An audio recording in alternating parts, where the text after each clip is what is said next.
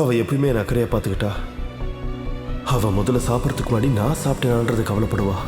சின்ன வயசுல இருந்து இப்போ வரைக்கும் நான் தனியா இருக்கேன்ற எண்ணத்தையே எனக்கு ஏற்படுத்த விட்டதில்ல. அதுக்காக உனக்கு கொடுத்த வாக்குக்காக அவளை காப்பாத்தாம இருக்க முடியுமா? அவ என்னுடைய சின்ன வயசு ஃப்ரெண்டு. திரும்பவும் இன்னைக்கு நீ என் மனசு ஜெயிச்சிட்ட சூரஜ். மறுபடியும் சொல்ற, சின்ன வயசுல இருந்து நான் தான் உன் பெஸ்ட் ஃப்ரெண்டுன்னு. இதனாலதான் என்னை விட நான் உன்னை அதிகமா நேசிக்கிறேன். உன் மேல நான் உயிரிய வச்சிருக்கேன் தெரியுமா? அப்புறம் நீ எனக்காக எந்த எல்லையும் தாண்டி வருவ. நீ எனக்காக உன் வாக்க மீறி ரவுடி பசங்களோட எலும்ப உடைச்ச. அப்புறம் இன்னைக்கு நீ சொல்லிட்ட உன்னோட வாழ்க்கையில நான் எந்த அளவுக்கு முக்கியங்கிறத. என்னதான் நீ என்ன ஒரு ஃப்ரெண்டா நினைச்சாலும் என்ன பொறுத்த வரைக்கும் நீ எனக்கு ஃப்ரெண்டுக்கும் மேல.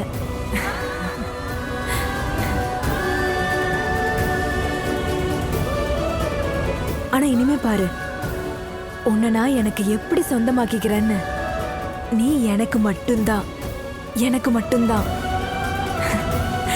நம்ம 2 பேருக்கும் நடுவுல யாரும் வர முடியாது. வர வாய்ப்பே இல்லை.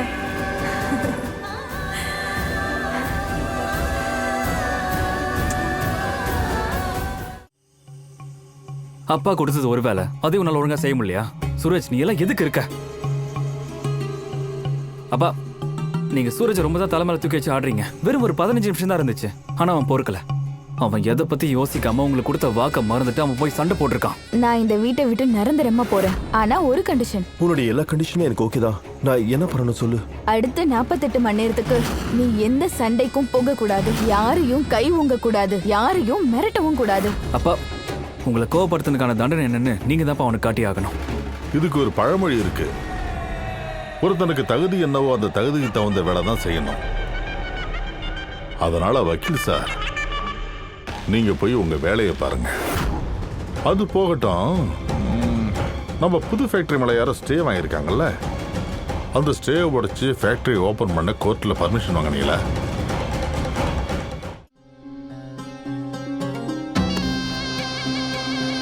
உங்க அப்பாவுக்கு அட்வைஸ் பண்ற வேலையெல்லாம் வச்சுக்காத. என்ன எப்ப எப்படி என்ன பண்ணுங்கிறத உங்ககிட்ட நான் சொல்ல வேண்டிய அவசியம் இல்லை.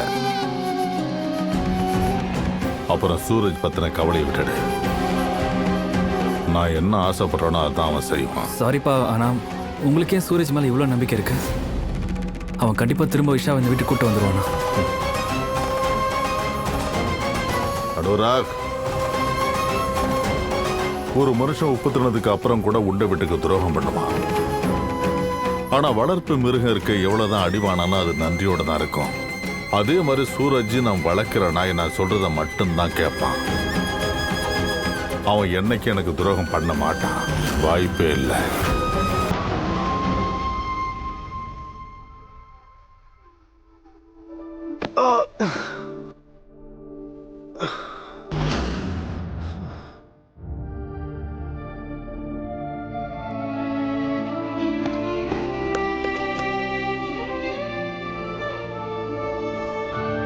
நீ என்ன பண்ற?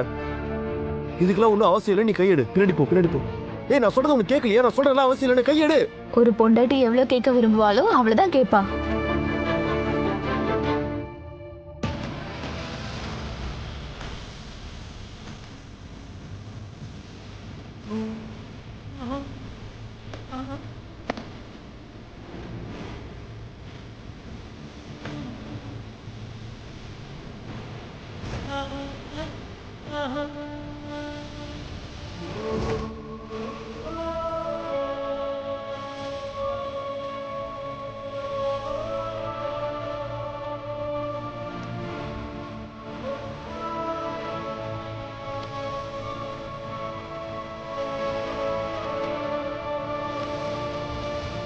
பொண்டாட்டி ஒரு விஷயத்த பண்ண நினைச்சானா அவ எப்படியாவது அதுக்கான வழியை கண்டுபிடிச்சிருவா. என்ன புருஷன் பொண்டாட்டி நீ மாட்டுக்கு பேசிக்கிட்டு போற? இந்த மாதிரி வலுக்கட்டையமா நீ என்கிட்ட நடந்து கூடாது, புரியுதா? புருஷனுக்காக பொண்டாட்டி யமனியே எதிர்த்து போராடி இருக்கான். ஆனா நான் வந்து சும்மா திரும்ப திரும்ப பொண்டாட்டின்னு சொல்லிக்கிட்டே இருக்காத. நீ ஒண்ணு என்னுடைய உண்மையான பொண்டாட்டி கிடையாது.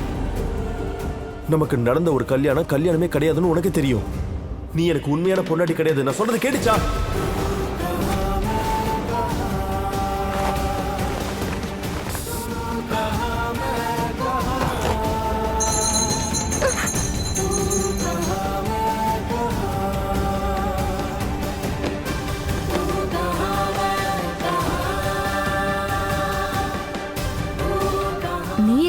புருஷன்தான், ஆனா கட்ட பிரம்மச்சாரி புருஷன்.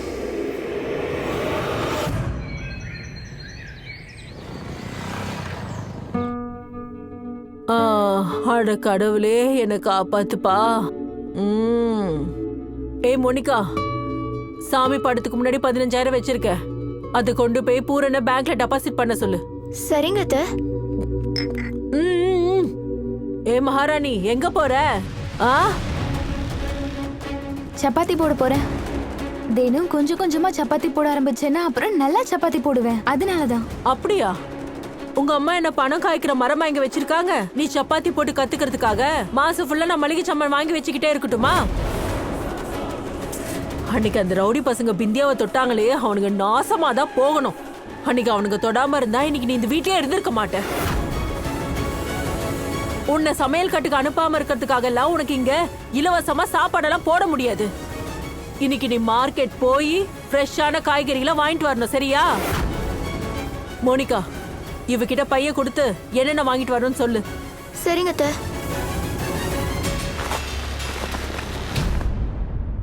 இங்க வாரிஷா, 1/2 கிலோ வெங்காயம், 1/2 கிலோ உருளைக்கிழங்கு, 1/4 கிலோ தக்காளி, 1/4 கிலோ கத்திரிக்காய், 1/4 கிலோ சொரக்காய், அப்புறம் ஒரு கட்டு புதினா. அதெல்லாம் இருக்கட்டும், மார்க்கெட் போகும்போது எதையும் மறந்துட மாட்டேல? எல்லாம் ஞாபகம் இருக்கும்ல?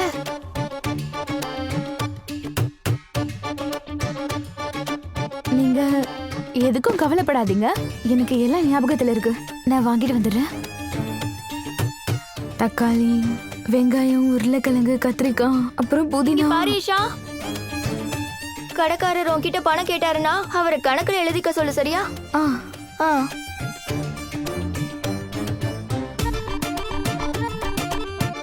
அன்னைக்கு சப்பாத்தி பண்ணி பருப்பு எண்ணெயோட விலையெல்லாம் தெரிஞ்சுக்கிட்டா. இன்னைக்கு காய்கறி வாங்கிட்டு வந்து காய்கறியோட விலையையும் தெரிஞ்சுக்குவா.